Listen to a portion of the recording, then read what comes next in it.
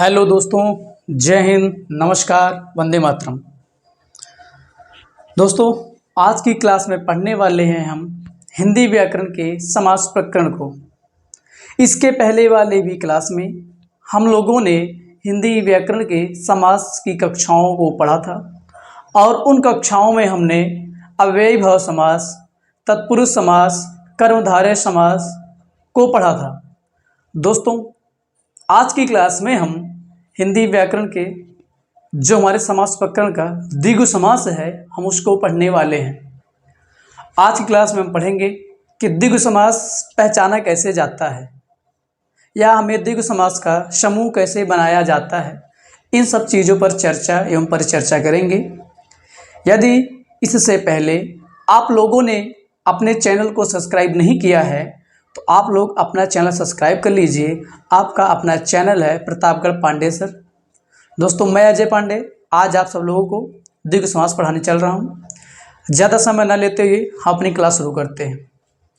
दोस्तों, इसके पहले वाली कक्षाओं में हमने पढ़ा था कि जो हमारा समास होता है, समास यानी सामासिक पद, उसमें हमारा दो पद होता है, एक पूर्व पद और दूसरा उत्तर पद, जिसको हम पूर्व पद को प्रथम पद तथा उत्तर पद को द्वितीय पद कहते हैं।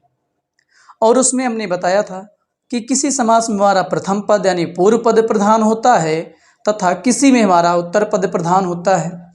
हमने अव्ययीभाव समास पढ़ा था, उसमें हमारा पूर्व पद प्रधान था। हमने तत्पुरुष समास पढ़ा, उसमें हमारा उत्तर पद प्रधान था। हमने कर्मधारय समास पढ़ा, हमारा उत्तर पद प्रधान था। क्यों प्रधान था उत्तर पद? कर्मधारय में हमने आपको पहली कक्षा में बताया था कि जो हमारा तत्पुरुष समास है वो उसके अंतर्गत हमारे कर्मधारय और द्विगु समास दोनों आते हैं। तो स्वाभाविक सी बात है, जब तत्पुरुष समास का उत्तर पद प्रधान होगा तो हमारा कर्मधारय और द्विगु समास का भी उत्तर पद ही प्रधान होगा। तो हम लोग पढ़ने वाले हैं आज द्विगु समास। तो दोस्तों, द्विगु समास में भी हमारा उत्तर पद प्रधान होगा, उत्तर पद प्रधान होगा। दोस्तों, द्विगु समास है क्या, पहले हम इसकी चर्चा करते हैं, उसका बाद उसका चार्ट बना लिया जाएगा। आपको ध्यान देना है, बस इसमें कुछ रटना नहीं है दोस्तों, कुछ भी नहीं रटना, बस हमको समझना है, बस रटना नहीं है।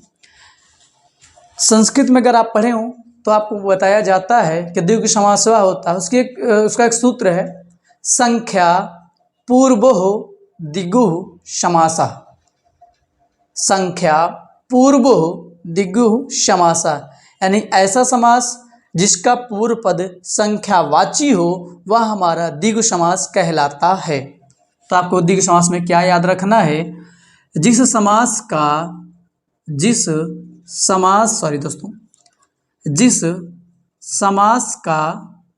पूर्व पद संख्यावाची हो तथा उत्तर पद यानी द्वितीय पद, उत्तर पद संज्ञा हो, क्या हो? संज्ञा हो, वह द्विगु समास कहलाता है या द्विगु समास होगा, द्विगु समास होगा। दोस्तों, आपने इसको आप चाहे परिभाषा समझ लीजिए या चाहे आप इसको पहला बिंदु समझ लीजिए, आप जिस तरह से इसको समझ सकते हैं आप उसी तरह से समझिए। हमने आपको बताया जिस समास में पूर्व पद संख्यावाची हो तथा उत्तर पद हमारा संज्ञा हो वह हमारा द्विगु समास होगा।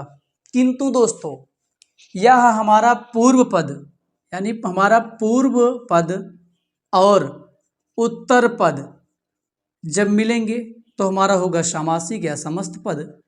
जब ये दोनों मिलकर बनेंगे तो सामासिक या समस्त पद बनेगा। यह हमारा प्रधान होगा, उत्तर पद प्रधान होगा तथा ये हमारा क्या होगा? संज्ञा होगा, जो हमने आपको भी बताया वही लिख दे रहे हैं यहाँ पर।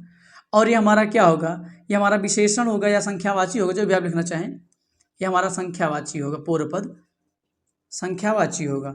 ठीक है दोस्तों, ये हमारा विशेषण होगा या संख्यावाची होगा, कौन सा? पूर्व पद। और जो हमारा सामासिक पद होगा ये वाला, यह समूह का अर्थ देगा। द्विगु समास में समूह या समाहार का अर्थ देगा। अब आपको दूसरा पॉइंट यहाँ पर समझना है। क्या समझना है? कि जब पहला पद संख्यावाची हो, दूसरा पद आपका संज्ञा हो और ये दोनों मिलकर जब तक समूह का अर्थ नहीं देंगे, जब तक समूह या समाहार का अर्थ नहीं देंगे, समाहार का अर्थ दे, हम यहाँ पर लिख दे रहे हैं अर्थ देंगे, तभी ये क्या होंगे, समूह या समाहार का अर्थ देंगे तभी द्विगु समास होगा, अन्यथा नहीं होगा, द्विगु समास होगा। आपको समझना है, पॉइंट को लिखना अपने हिसाब से है, आपको समझना है क्या कि जब पूर्व पद संख्यावाची उत्तर पद संज्ञा हो और ये दोनों जब मिलकर एक समूह या समाहार का अर्थ प्रकट करेंगे तभी हमारा द्विगु समास होगा, अन्यथा नहीं होगा। क्यों नहीं होगा या कौन सा समास होगा, अभी इसी के अंत में उसको भी हम समझ लेंगे, एक दो पॉइंट डालकर उसको समझ लेंगे। चलिए दोस्तों, इसके हम पहले कुछ उदाहरण की चर्चा कर लें ताकि आपको आसानी से स्पष्ट हो जाए। जैसे आपके सभी एग्जामों में अधिकतर पूछा भी जाता है, जितने एग्जाम होते हैं उसमें, और आपको ये पता भी होगा कि ये बहुत ही फेमस एग्जाम्पल है। कौन सा? एक है पंचवटी। आप देखें इसमें दो पद है, एक आपका पहला है, एक आपका दूसरा है।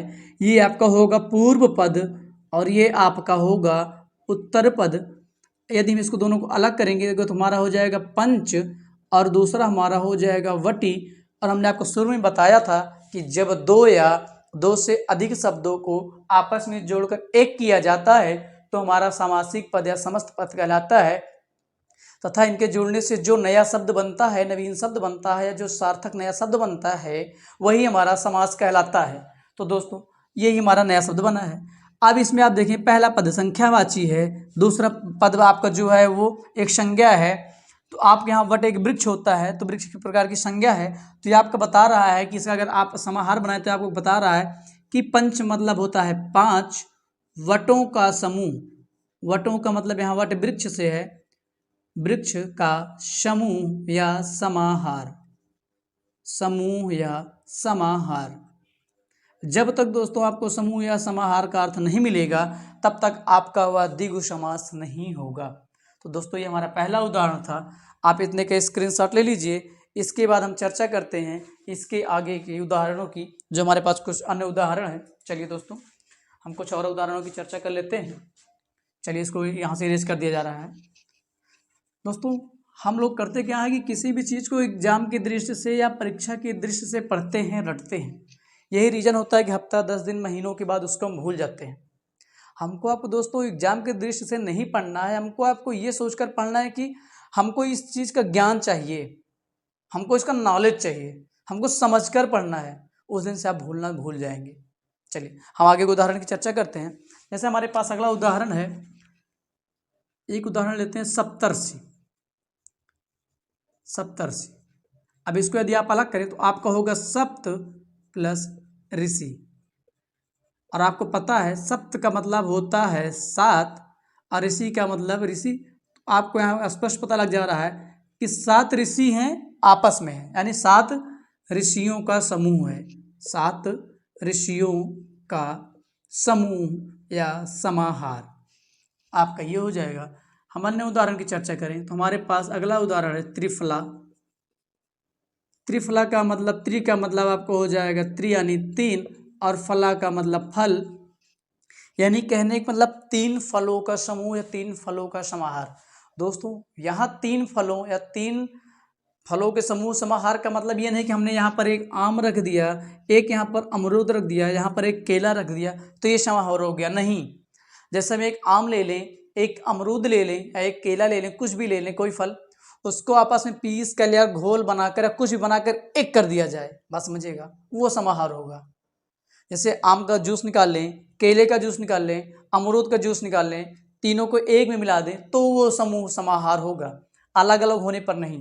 तो यहाँ पर आप समझे त्रिफला का मतलब तीन फलों का समाहार या तीन फलों का समूह, तीन फलों का समाहार या तीन फलों का समूह। चलिए दोस्तों अगला उदाहरण हम चर्चा करें। जैसे हमारे पास है त्रिकोण, त्रिभुवन, त्रिभुवन, त्रिलोक, बहुत सारे उदाहरण हैं।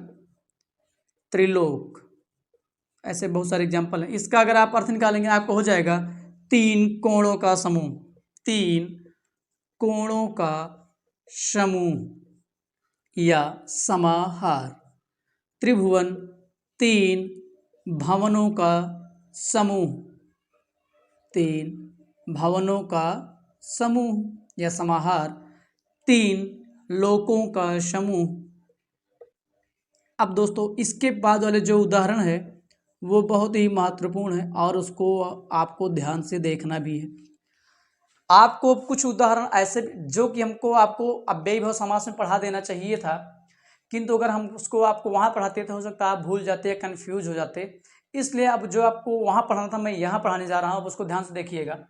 ये तो हमारे हो गए, जैसे भी यहीं पे आपको एक और मिल जाए उदाहरण, आपको मिल गया त्रिनेत्र, त्रिनेत्र। तो आप लिख देंगे तीन नेत्रों का समूह या समाहार, आप यही लिख देंगे क्योंकि आपको पता है, आपको बताया गया है कि जिस समास में पहला पद संख्यावाची हो, दूसरा पद संज्ञा हो और दोनों मिलकर एक समूह या समाहार का अर्थ देते हो तो आपका द्विगु समास हो जाएगा। तो आप यहाँ पर आराम से द्विगु समास लगा देंगे। और यदि अगर आप इसमें द्विगु समास लगा देंगे दोस्तों तो ये हमारा गलत हो जाएगा और परीक्षा में हमारा 1 नंबर कट जाएगा। और 1 नंबर कट जाने का मतलब है कि एग्जाम में हम काफ़ी सारे लड़कों से, लाखों की संख्या में लड़कों से पीछे आ गए। इसलिए दोस्तों ये तो इतने हमको समझना क्या है कि इसमें कौन सा हमारा द्विगु समास होगा, अब इसी में कौन सा हमारा व्ययी भाव समास होगा या कौन सा हमारा द्वंद्व समास होगा, अब यहीं पर दोस्तों उसको हमको समझना है। तो अब आप इसके आगे इसमें नोट डालकर लिखिएगा जो आपको लिखाने हम जा रहे हैं। आपको लिखना क्या है, आपको एक नोट डालकर लिखना है, नोट डालकर लिखना है, क्या लिखना है, जिस सामासिक पद में, जिस, अब सामासिक पद हम बार बार आपको नहीं बताएंगे क्योंकि हमने कई बार बता दिया है, पूर्व पद और उत्तर पद के मिलने के बाद जो नया शब्द बनता है वही सामासिक पद होता है।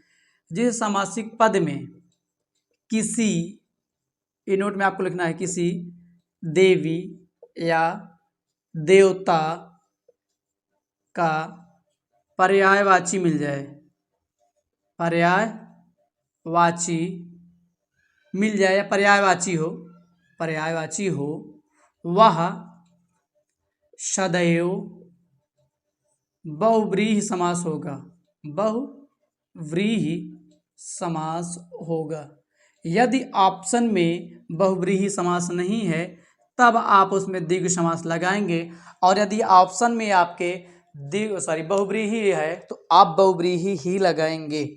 जैसे हमारे पास अभी हमने आपको पहले बताया था, एक था त्रिनेत्र, तो आप संख्या, पहला पद इसमें भी संख्यावाची है, दूसरा आपका संज्ञा है तो बहुव्रीहि नहीं लगाएंगे। त्रिनेत्र का मतलब आप क्या लिखेंगे, तीन नेत्र हैं जिसके, अर्थात किसके पास तीन नेत्र हैं, तो आपके शिव जी के पास हैं, यानी तीन नेत्र या त्रिनेत्र हैं जिनके पास तीन आंखें या तीन नेत्र हैं जिनके, अर्थात कौन, शिव जी। तो ये दोस्तों आपका हो जाएगा बहुव्रीहि समास। इसको आपको यहाँ पॉइंट डालकर लिखना है, इसी में नोट डालकर द्विगु समास में। या अगला हम ले लें दशानन या पंचानन, हमने ले लिया पंचानन, यानी 5 हैं आनन जिसके, 5 हैं आनन जिसके, तो कौन, अर्थात सिंह या शेर।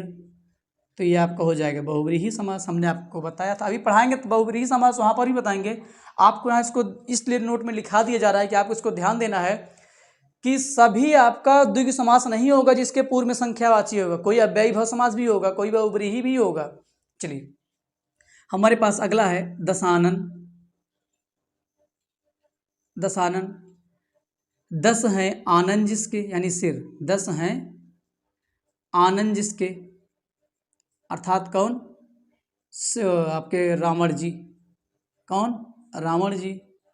4 आपका हो गया चतुर्भुज, चतुर्भुज यानी 4 हैं भुजाएं जिनकी, 4 हैं भुजाएं जिनकी, अर्थात कौन, आपके ब्रह्मा जी। तो दोस्तों ये हमारे कुछ उदाहरण हैं जिसको हमको याद किस में रखना है दोस्तों, याद रखना है बहुब्रीहि समास में। आप कहोगे संख्यावाची तो दिखेगा, किंतु हमारा बहुब्रीहि समास नहीं होगा। हमने द्विगु समास नहीं होगा। हमने आपको द्विगु समास में बताया था, पूर्व पद संख्यावाची हो, उत्तर पद आपका संज्ञा हो और दोनों मिलकर एक समूह या समाहार का अर्थ देंगे, तभी वह हमारा द्विगु समास होगा, अन्यथा वो हमारा द्विगु समास नहीं होगा। ये पॉइंट आपको द्विगु समास में याद रखना है दोस्तों, नहीं तो आप एग्जाम में स्वाभाविक सी बात है कि गलत कर सकते हैं। अब इसी में दोस्तों को दूसरा नोट डालकर लिखना है, क्या दूसरे नोट में क्या लिखना है कि जब दोनों पद क्या हों, जब दोनों पद संख्यावाची हों, तब कौन सा होगा, जब दोनों पद संख्यावाची हों तो हमारा होगा द्विगु समास, तब हमारा द्विगु समास होगा।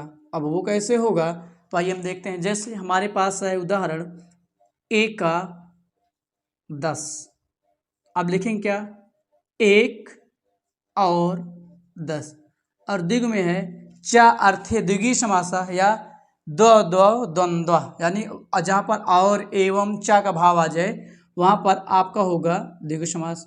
आपको हो गया 1 और 10, 1 का 10, 1 और 1 और 10 11, या हमारे पास है द्वादश, या आप कह सकते हैं अष्टदश, 9 10, जितना भी आप बना सकें। जब दोनों पद संख्यावाची होगा तो आपका द्विगु समास होगा। आपको इतना ध्यान देना है। 2 और 10 12, द्वादश 12। तो दोस्तों आपको द्विगु समास में 2 पॉइंट मिला। एक क्या मिला कि जब पहला पद संख्यावाची होगा, दूसरा संज्ञा होगा और वह अगर समाहार का भाव या अर्थ नहीं दे रहा है तो हमारा बहुब्रीहि समास द्विगु समास नहीं होगा। और यदि जब किसी पहला पद संख्यावाची हो, दूसरा संज्ञा हो और वह किसी देवी देवता का पर्यायवाची हो तो भी हमारा बहुब्रीहि समास होगा। और यदि दोनों पद संख्यावाची हो तो आपका द्विगु समास होगा। आप इसका स्क्रीनशॉट लीजिए, उसके बाद इसके आगे हम चर्चा करेंगे इसका पॉइंट नंबर 3, और उसमें हमको क्या लिखना है। चलिए दोस्तों, पॉइंट नंबर 3, जब प्रथम पद संख्यावाची हो, क्या हो, प्रथम पद संख्यावाची हो। तीसरा पॉइंट आपको डाल के लिखना है, प्रथम पद यानी पूर्व पद क्या हो, प्रथम पद संख्यावाची हो, प्रथम पद संख्यावाची हो तथा द्वितीय पद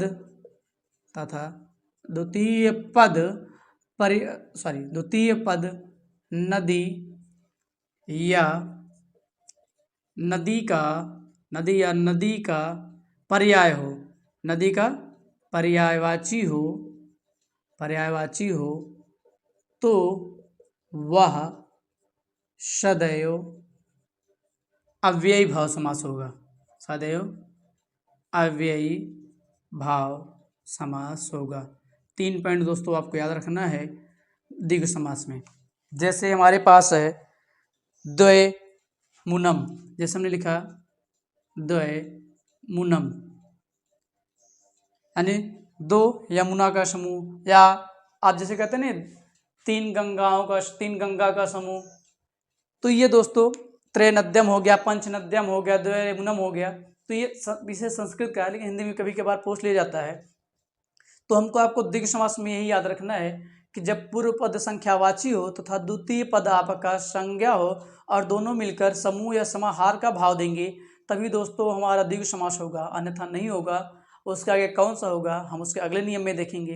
दूसरा नियम हमने क्या पढ़ा, जब पहला पद संख्यावाची हो, दूसरा पद संज्ञा हो या किसी देवी देवता का नाम हो या देवी देवता का पर्यायवाची हो तो वह हमारा बहुब्रीहि समास होगा। और ऑप्शन में यदि बहुब्रीहि नहीं है तभी हम उसमें द्विगु लगाएंगे, नहीं तो हम बहुब्रीहि ही लगाएंगे। और उसके बाद हमने पढ़ा कि जब दोनों पद संख्यावाची हो तो हमारा द्वंद्व समास होगा।